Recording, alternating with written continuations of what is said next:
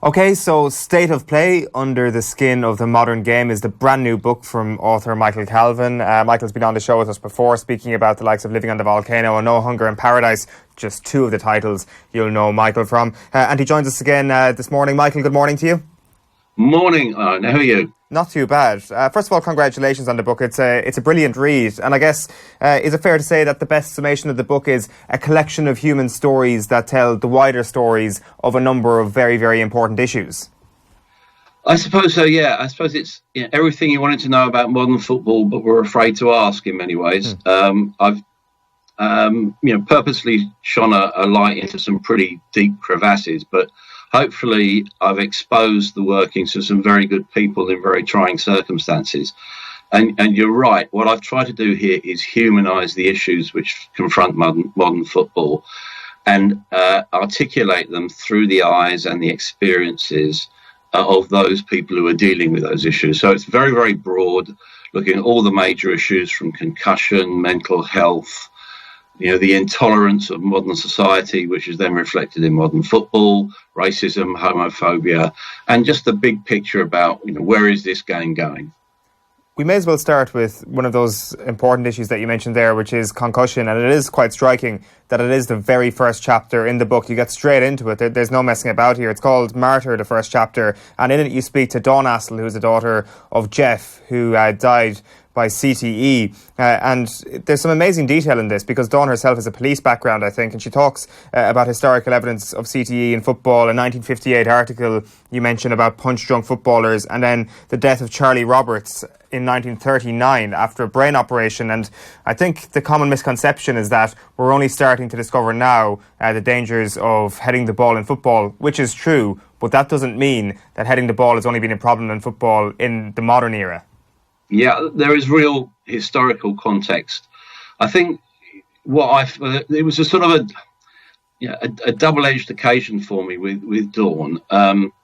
On a purely human level, it was one of those interviews, I don't know if you've ever done them, in where, the emotional bond is so strong and the subject matter is so tragic that you and the interviewee end up in tears, which is what happened there. And it was a very powerful and profoundly moving experience to literally sit in Jeff Astle's seat in his lounge at home, to be literally focusing on him having scored the winning goal at Wembley, a huge photograph of that moment on the wall, and the place is suffused with his spirit. You have his daughter then sharing the last 30 seconds in his life. He choked to death on his own vomit in his front garden on a family occasion. Died at 59. The coroner said that he was a victim of an industrial injury, i.e. hitting a football. His descent was very sudden and very disturbing. And there were elements of Hillsborough in the campaign that Dawn had to wage for the authorities to take her seriously. It took 14 years for really meaningful research to be launched. I think the most telling thing about it was it's almost like the mundanity of it. She has an exercise book, just the sort of thing that our kids would have, plastic backed, and in there's about 400 different names, annotated by her, little thumbnail sketches of their lives. Now, those are all former footballers who are either died or are in the terminal stages of dementia. And that is the reality, that is the humanity of the issue. And I found that very, very, a moving experience, and something that hopefully, if people read the book, it will give momentum to her campaign. Because I know I suppose one of the great things about doing a book is the immediate interaction you get with the reader. And the book was published last week. And on that first day of publication, I had 3 former footballers, all in their early 40s, contact me, basically saying, look, we've been concussed through our careers. We haven't been checked out. We're going to do so. So it's a very, very, I think, important social issue. And I think it's one which will ambush football going forward. I think we might well have some form of class action suit going forward in the way that the NFL did. And the real tragedy of this, Owen, is those footballers died without knowing they were footballers, without knowing the pure pleasure that they gave to strangers. And I think, again, that gives the humanity to the issue that I'm trying to seek throughout the book. Yeah, the Jeff Astle, the way you write it, it's very heartbreaking. It's a heartbreaking read, and there's a very, very important line, I think, from Dawn in that first chapter, where she says, with a lot of these issues, where there's a will, there's a way, and sometimes it can get found, and a solution can get found. But she says that there is a way here, but the authorities may not have the will. Yes, and you have to support her criticism when you look at how difficult it's been for her to get a message across, but also the arrogance and ignorance of the authorities when initially confronted by the problem. They've essentially dismissed her. They promised things, they prevaricated, they didn't deliver, and also they just looked down at her. She had 2 letters initially, in the wake of her father's death. She had 2 letters from the Football Association. The first was from their lawyers warning about the complications which would arise if legal action was taken. And the second was an offer, an insulting offer, of 2 tickets for an England friendly. One designated for her mother and the other one to be shared between the 3 sisters. And to see the disgust in her face, and to hear the hurt in her voice, that told me a lot about, again, the flesh and blood that is in football. It is a people business, and it treats people appallingly. What do you think justice would be for the families, and not just Dawn Astle and her family, but the justice for the other 400 people and their families that they've left behind? How would justice in what form would it be in for them to feel satisfied? I think just tangible progress. I don't think we're dealing with ambulance chasers here. What we're dealing with is people who've seen their nearest and dearest, their beloved, the local heroes of whom they were really proud, taken away from them. And there's a search for answers. Why has this occurred? Let's make sure that other families don't suffer the same trauma. Now, that can only be done as a long-term process by the development of a brain bank. I know quite a few footballers are talking about donating their brains when they pass. That is the sort of thing that needs to happen. There is more research going on globally, certainly in the States and in the UK, because at the moment CTE cannot be distinguished in living tissue. We have to wait until death. So research needs to be accelerated in that area. There are some very good people working on it.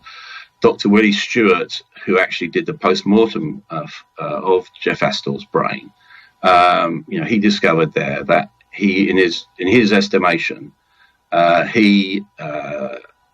Astle's brain was that of a 90-year-old man, and he was 59. And I think also it's so poignant that someone like Jeff Astle's involved in this, because it's a bit of a throwback to a former time. Local hero, lived in a club semi-detached house, had an old goalpost holding up his washing line in the back garden. Yet when he died, the full force of the community's grief became apparent. There were people lining the route of the cortege. They were on the walls as he was borne into the church, trying just to touch his coffin. And so that again is something that is a reminder of the really deep emotional bonds that can be formed between a footballer and his or her public. Yeah, like you mentioned the fact that you can't actually detect CTE in living brain tissue, which is obviously a scientific barrier. But the one thing we do have is a player talking about how they feel after they hit a ball, or if they feel pain, to speak about that pain. And You use the term misplaced machismo in the book, which I think is a great phrase in terms of describing the attitudes that there are in the dressing room. And this goes into a wider topic you explore quite well in the book in terms of the dressing room culture, the manliness, the bravado that exists, which is ultimately allowing footballers to try and cover up what they're feeling in a purely physical sense after they head the ball, and repeatedly, time and time and time again.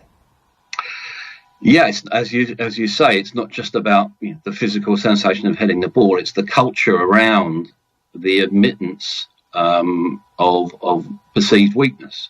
If you look at the dressing room culture is very harsh. It's very macho, and vulnerability is perceived to be weakness, and sensitivity is perceived to be weakness. And people cannot, or they're almost informed subliminally that they cannot afford to show that weakness, because it is a Darwinian environment, the modern dressing room.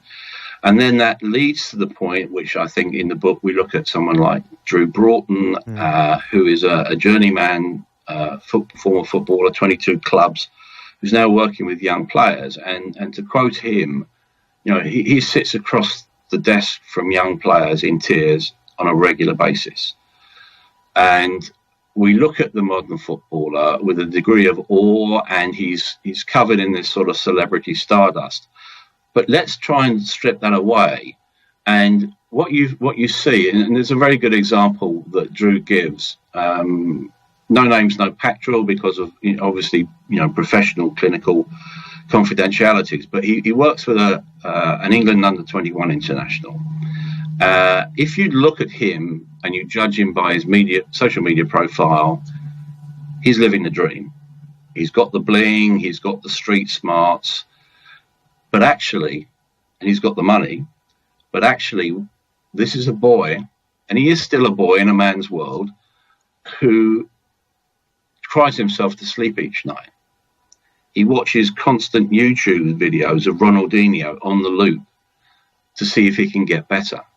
Yeah, he's got a manager who basically asks him, well, what's your problem? You've got the money, you've got the contract, you've got the talent. Why are you worried? Why are you stressing?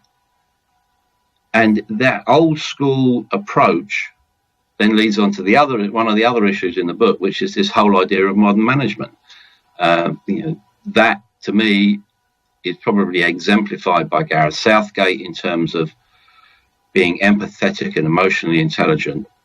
And in the World Cup, in the build up to the World Cup, he had the courage to say to his players, be yourselves.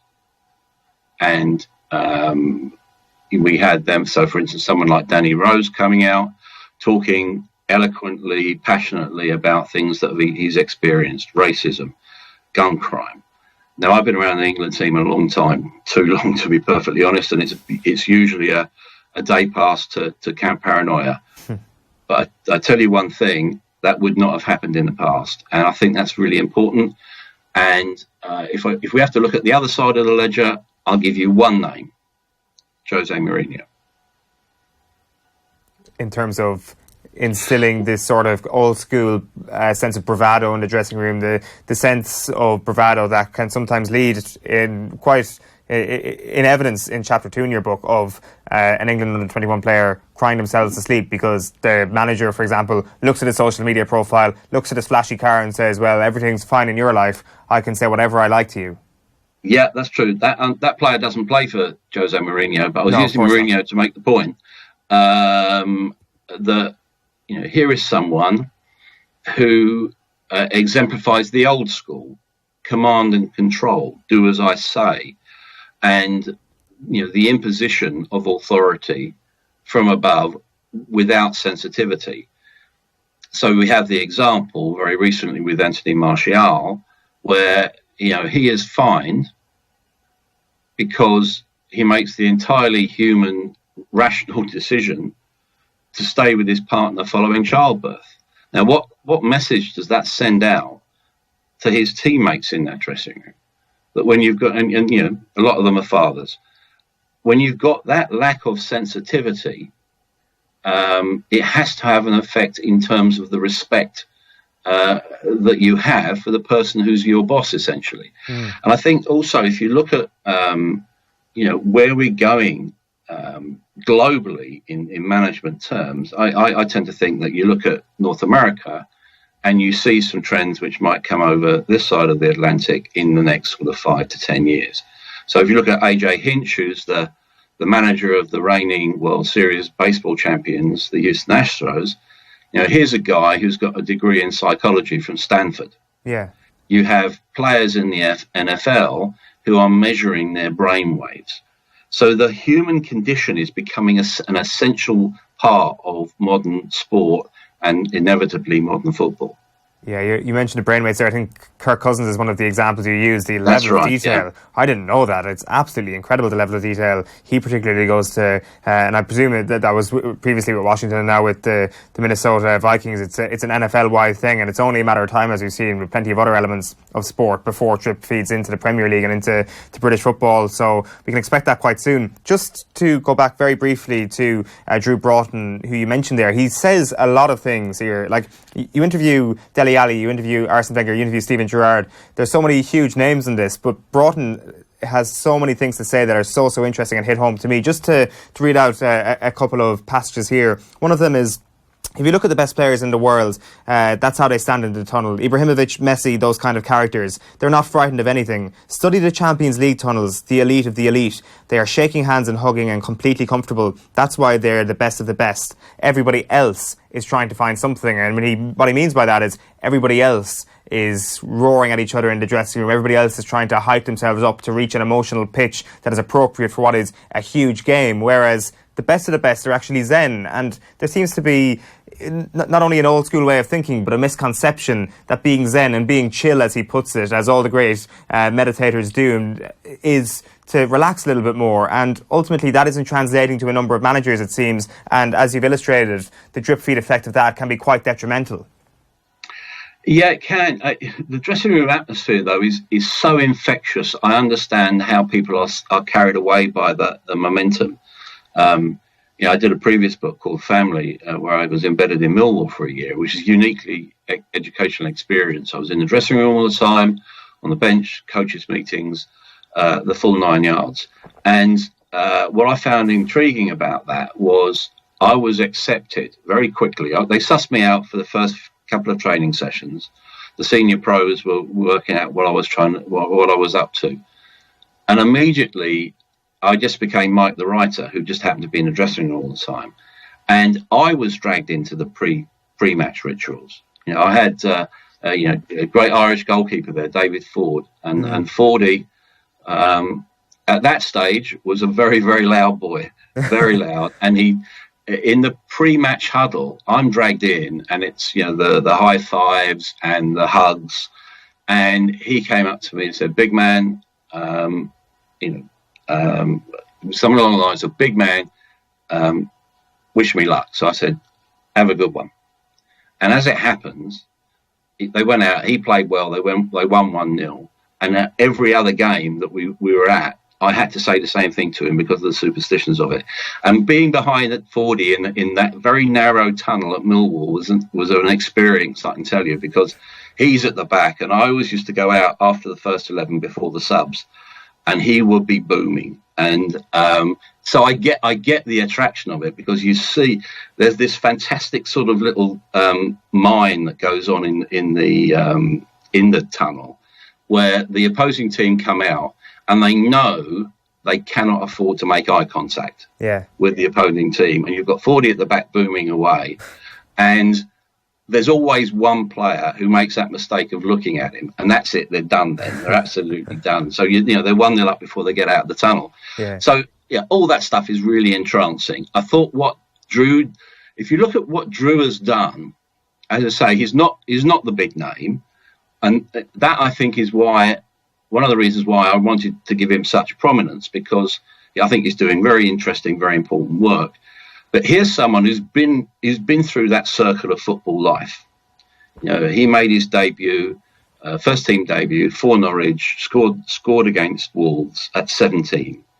A couple of weeks later, they're playing Leicester, and Jerry Taggart, the hairy-backed Northern Ireland defender, just gives him a right-hander off the ball and proceeds to completely dominate and bully him, verbally and physically. So that's the big lesson early in football life that Drew took on board. As his career progressed, he became that bully, and he would do the same thing to callow defenders. Now, as his career came to a close, he found himself lower down the leagues, dominated either in training or in matches by 18 and 19-year-olds that he would have once just spat out. So here's a guy who really understands the brutal reality of the game. And as he says, I try and put an apposite quote at the start of every chapter within the book. And he talks in his introductory quote about preparing boys for the lies and the deception and the insincerity that is the reality of modern football. Yeah, it's a good line. Just one final thing on Broughton, because it's such a striking one. It's actually quite important when we look at some of the narrative of the last 6 days. I'm sure you'll have seen it, Michael, the clip from BT Sport of Mike Lowen talking about his injuries and how they completely derailed his career. He talks about Wayne Rooney here, and the cliche really was Wayne Rooney, we've all said it, is that he started a little bit too early, he's got a lot of miles on the clock, there's a lot of wear and tear there, and physically he's kind of been decimated, and that's why he might have gone off a cliff to a certain extent in terms of form in the Premier League before he left via Manchester United and Everton. Whereas Broughton is talking about the fact that the wear and tear is more a mental wear and tear, and that we should really be thinking about Wayne Rooney's mental health here rather than the actual body of Wayne Rooney and how that might have been broken down over time. Yeah, I think I agree with Drew. I think it's interesting. Wayne Rooney is probably on my wish list to do a book with because he's done previous books which frankly have just been blancmange. PR. Here, I think he is having that, that same process of self-realization that made Michael Owen's admission such memorable TV. It's interesting with Michael. The flaws and the have always been there just under the surface, but he's been so massively self-contained that he's been able to project this image of assurance and almost detachment throughout his career. And I think what he's doing, I don't know what is it, 4 or 5 years since he's stopped playing. That's the time when players become reflective and they just basically analyse the experiences that they've been through as players. I think Drew did that while he was doing a biomechanics degree for 4 years, and he was trying to find himself. I think footballers, when they stop playing, so many of them have to try and find out who they are. It was interesting. I talked to Arsene Wenger in the book, and one of Arsene's last sort of passing comments at Arsenal was, "I've got to go away and recalibrate myself." Because he's going away from something which is so demanding, so all-encompassing, that he's got to try and live his life for a change. Yeah, it's very true. Like you mentioned Arsene Wenger there, and there's... I'm sorry, but my favourite quote in the entire book is at the start of chapter 7 when you quote DT from Arsenal Fan TV. We may as well just fast forward to that. For anybody who doesn't know the quote here, I'm sure it's almost like an Ed Sheeran song at this stage. People know Arsenal Fan TV quotes off by heart. So this is the particular tune that DT that you quote at the start of chapter 7. I get moaned about for fucking voicing my opinion. When is it acceptable to say this can't continue anymore and for people to shut the fuck up and actually realise I'm saying it for a reason? Arsene Wenger is finished.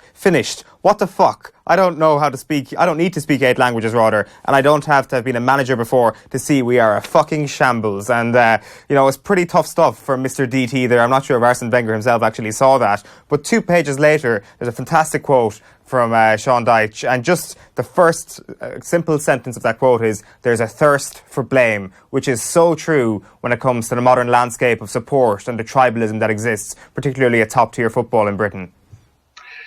Yeah, Mr. DT, he's an item, all right. last I'd heard of him, he was trying to tout himself around to get a six-figure sum to appear in one of these sort of YouTubers boxing matches. No way. Good luck to him. And that to me is the voice of actually angry Britain, which is another phrase that Sean Dyche used.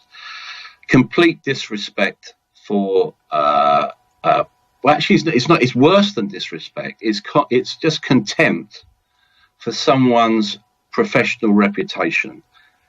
These people tend to be a lot of these people tend to hide behind cyberspace, and so at least Fan TV is out there. But I look at that, and they're trying to commercialize that now, and it's basically debate in inverted commas, without the constraints of truth or balance or knowledge or fairness. And I think it's right that we should actually question the way this whole debate is going, because as Sean said, and as you quoted there, that there is the thirst for blame. The demand is instant. It's the "who are you" culture. Sean made the point about, what would the reaction be these days if an Arsene Wenger type figure had been appointed by Arsenal to take over? Some guy that no one's ever heard of, who's just come out of Grampus 8 in Japan. Yeah. And it would flood social media with, well, who is this bloke? And again, the danger is that owners are affected by this. And that accelerates the culture of short-termism. People, especially lower down the leagues, do comb these fan forums. Now, everyone's got the right to an opinion, and I think that we have to accept that it's an emotionally engaging game, and people do say silly things and write stupid things. But when it's the abuse is visceral and it's personal, let's look at the impact it has on a broader level. Let's look at the family of the manager. Let's look at their kids who are bullied in the playground because their dad just happens to be a football manager. I did a book on football management called Living on the Volcano, where I tried to portray these guys in the light of being workers, being ordinary workers. Now, people, again, they use money as the baseball bat here, and they say, well, it's okay for you. You get sacked from a Premier League club, you've got £7 million in compensation coming your way. Doesn't take anything away from the despair of a father who sees his son coming home in tears because he's been bullied at school. Did you hear that firsthand?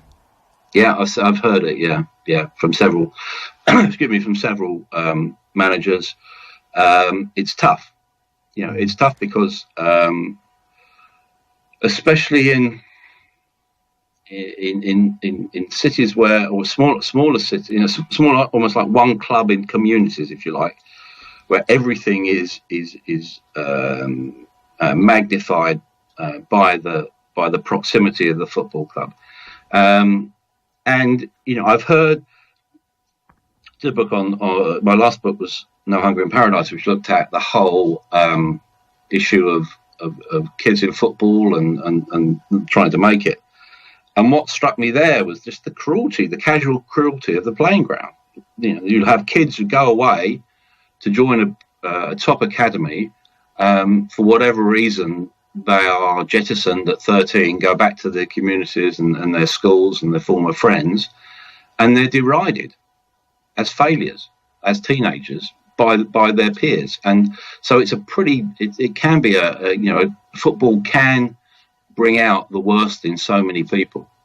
Yeah, it certainly can. There's brilliant stuff on racism as well. Just to kind of touch on that very briefly, because there's some very striking stats here in chapter 16 of the book, just to briefly mention them. It's kind of a modern piece of research. You can often see, you can often count the players, you can count the demographic of the players, the demographic of the coaches, but what's perhaps more important here is a more measured piece of research that you cite, conducted in April 2015, unearthing 134,400 400 bigoted social media posts directed at Premier League players and clubs in the previous 7 months. And then you specifically point out an Instagram post by Stephen Gerrard about an England under-16 team that featured Bobby Duncan, his cousin, put the issue into sharp focus, you say. The slurry of below-the-line commentary was understandably described as disgusting by Southgate. So this comes into your conversation with Gareth Southgate and a later interview with Stephen Gerrard in that. So that's a brilliant chapter called Colourblind and Racism. But the last thing I did want to talk to you about, kind of allied to that, there's the issue of race, but then there's also the issue of gender, particularly when it comes to coaching in football. And you speak to Emma Hayes, who talks about it in a very thoughtful way, and the importance of empathy is just so key in what she's talking about. And it's almost this idea that we were speaking about at the start, this caveman mentality almost that exists in modern top-level football dressing rooms, probably in a lot of dressing rooms, not top-level, not just professional football, that she is trying to break down. And it's almost like Emma Hayes is trying to, or that she has identified a niche for women coaches here where they can bring empathy to a place where empathy is badly needed at this point. What she basically proves is that women are enablers, they're nurturers. Again, she said in her quote at the start of her chapter, one of my primary aims is to make any male who works for me, be that a coach or member of the support staff, a better husband and a better person. And what I found really refreshing, it's a very delicate subject, talking about some issues as a male journalist, talking about women's football and the day-to-day issues that she has to deal with as a coach, be that the diverse sexuality of the dressing room or just the physical issues of the menstrual cycle. And that I found that to be perfectly honest, very instructive, very moving, and very convincing in terms of the breadth of issues that she has to deal with as a coach. Far outweigh those that a male would have to deal with. Her goalkeeper during her period can jump 4 or 5 inches higher, yet she's 8 times more susceptible to ligament injury. Yeah. As Emma said, there are days when we simply need a hug. There's a physiological and psychological need for a hug. She explains the context of women's football brilliantly. You've got those goalkeepers who are on average 4 or 5 inches smaller than the male equivalent, but they still play in the same size goals. The goalkeeper can't hit the 60 or 70 yard diagonal ball that her male counterpart can do. So tactically it changes. So Emma, I think, is a wonderful spokeswoman for her game, but it's our game as well. She could quite easily work in the men's game without a shadow of doubt. But as she says, why should I give this up for a contract which is probably going to last 6 months on 90 grand a year in, she actually used the example of Grimsby, but she was being generic about lower league football.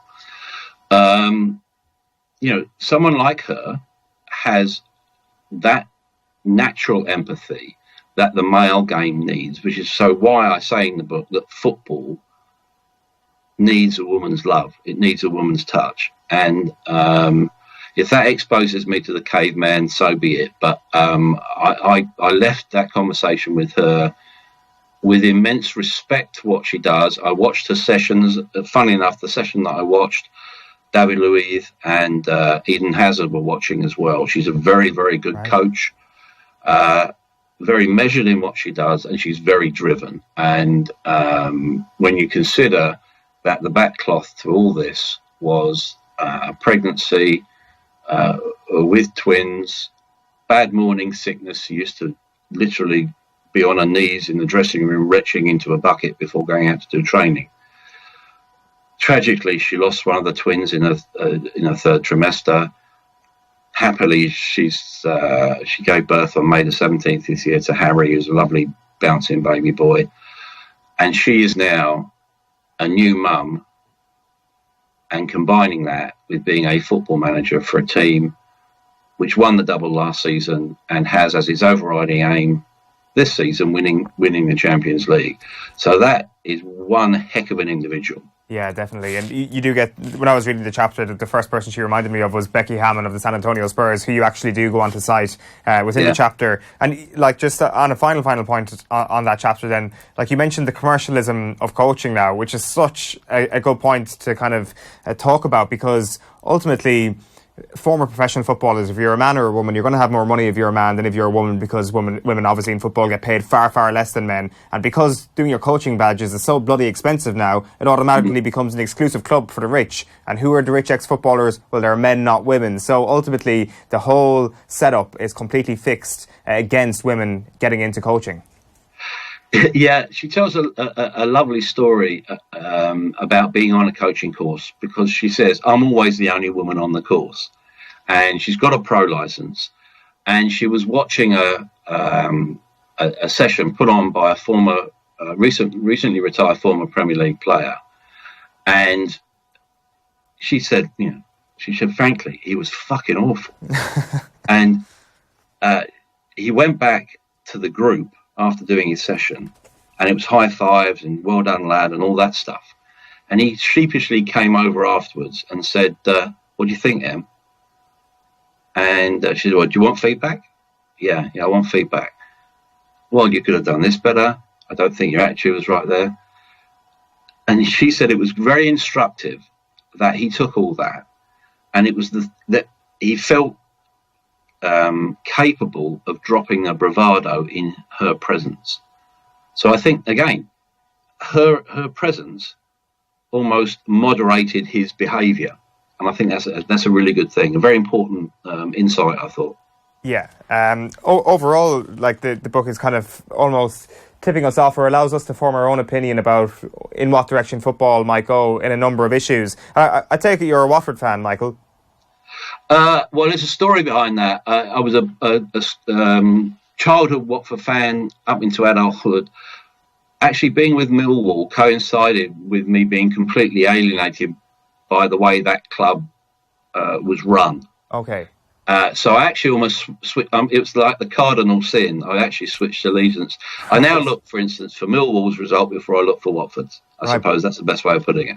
Because in the chapter when you speak about Watford, you kind of ponder the question, what is a football club? Is it best expressed as a clinical distillation of financial efficiency, or as a living, breathing organism? Is it a product of art or science, a rich man's indulgence, or a working man's inheritance? Can its local heroes come from diverse countries and cultures, or does it have enduring characteristics, or must it move with the times?